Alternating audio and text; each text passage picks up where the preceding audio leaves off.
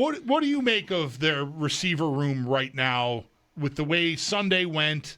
Do you think, what did you make? I don't think we ever talked about this, of Davis being scratched. And that caught myself by surprise, maybe quite a few fans, because it felt like he was maybe ahead of Keon Coleman in the pecking order after the benching. What do you know, if anything, about what happened with Davis? Was he just entirely healthy and they just made a different choice? Yeah, it wasn't on the injury report, so they didn't want to go with 6 wide receivers. They have more numbers than they want to dress every week, basically.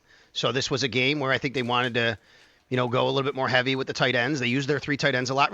Going back to Kincaid, he only played 25 snaps last game. They really used Knox and Hawes more than him, and that's an indication. Again, I think they're kind of just managing him right now, so we'll see what that means.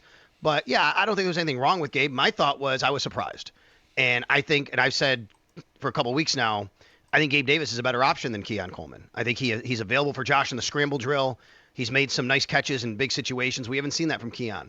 Now, that said, I totally understand they did not draft Keon Coleman with the first pick of the second round or to have him block. I mean, right? Like, to be a blocker, to catch the ball. But I will say, I thought he did good things away from the football. Like, that's something he needs to show, that he's still engaged and he's still doing all those things if he wants to continue to be somebody they can trust to put on the field. But going forward, I mean, he only had 1 target, and it actually wasn't even an official target because it was a pass interference call. Right. So they didn't throw him the ball. I think Gabe Davis is a better option. But it's probably a tough call right now. You have this guy, he's a young player. You have Gabe, who did have the injuries, coming off it. Maybe another week that gets him, hey, okay, we're trying to play the long game with Gabe. You can understand that. And they just didn't want to dress 6 wide receivers. Now, that said, interestingly enough, 2 things. Josh Palmer,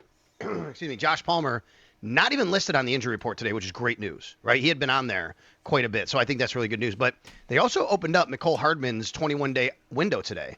Now, granted, he would be a return man. I totally get it. But they'll have 7 receivers on the active roster, essentially, when he gets activated.